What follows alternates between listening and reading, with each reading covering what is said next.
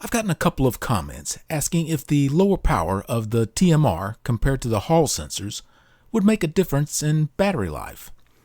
My initial reaction, probably not a perceivable amount, but I hadn't done any power consumption test on the DualSense controller, so I didn't know for sure.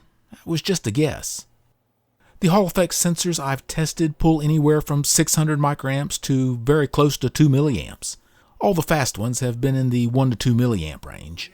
The TMR sensors I've tested pull about 210 microamps to 250 microamps. The potentiometer on the DualSense OEM joystick pull about 800 microamps. And there would be 4 of any one of these sensors in a controller. For the Hall effect, I'll use the 1 milliamp value, make it easy. So that would be 4 milliamps at 1.8 volts, or 7.2 milliwatts. For the TMR, I'll use the 250 microamps, again make it easy. So 1 milliamp at 1.8 volts gives me 1.8 milliwatts. Now 1.8 milliwatts versus 7.2 milliwatts looks like a large difference, and it is, at least in the small picture of 2 joysticks.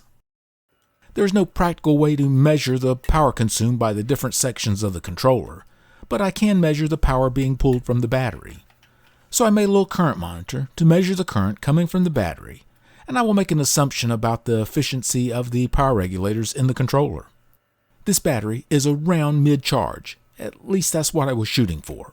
And with the added resistance of the current monitor, I'm going to use a fixed 3.6 volts for the battery supply voltage, again to make the math easier.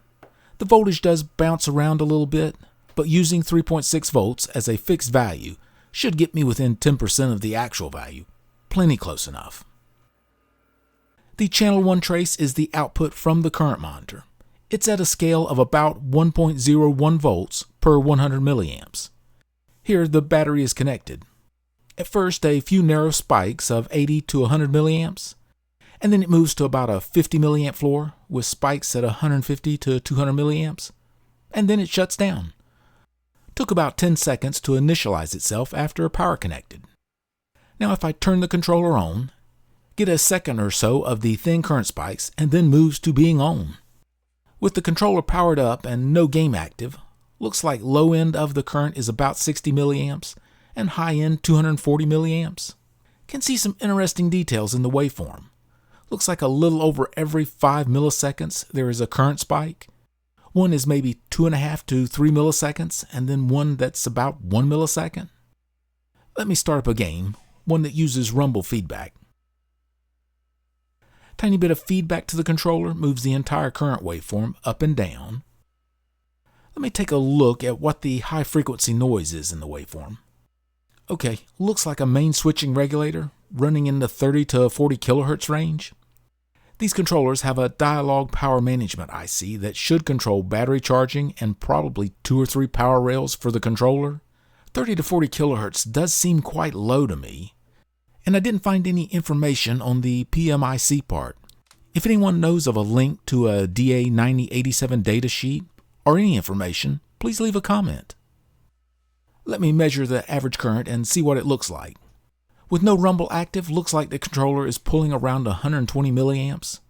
So the entire controller is consuming about 430 milliwatts. That is less than I expected. With the rumble active, power goes up quite a bit. I'll freeze it here. It's for a short period of time. The longer the rumble is active, the more it will consume, to a point. Here I'm at close to 700 milliwatts. And that is no surprise that it uses a lot more power with the feedback enabled. If the game uses a lot of the rumble and the like, could easily cut the controller runtime in half. The DualSense battery, LIP1708, is listed at 5.7 watt-hours. With the rumble turned off and a battery in good shape, should get better than 10 hours of use out of it. I've never kept time of it, but that does seem about right. I'm going to assign 80% efficiency to the controller's power supply. It should be better than that. I would expect closer to 90%. So with the TMR and Hall consuming 1.8 and 7.2 milliwatts respectively, that would equate to 2.25 and 9 milliwatts from the battery, a difference of 6.75 milliwatts. This controller that is consuming 430 milliwatts an hour has the TMR joysticks in it. So if it had Hall effect, taken the simplifications applied, it would consume 437 milliwatts an hour. Let me assume I'm going to get 12 hours of runtime from this controller, 720 minutes. 12 hours at 430 milliwatts would be 5.16 watt-hours. Now, if this same controller had Hall effect joysticks, I would get 11.81 hours of runtime, right at 708 minutes. I think these are close to the best case assumptions for the difference between TMR and Hall, including controller runtime. So for a 12-hour runtime, you would get 12 extra minutes going with the TMR. Again, I think that is probably best case, but it is more than I was expecting, as the controller does pull less than what I thought.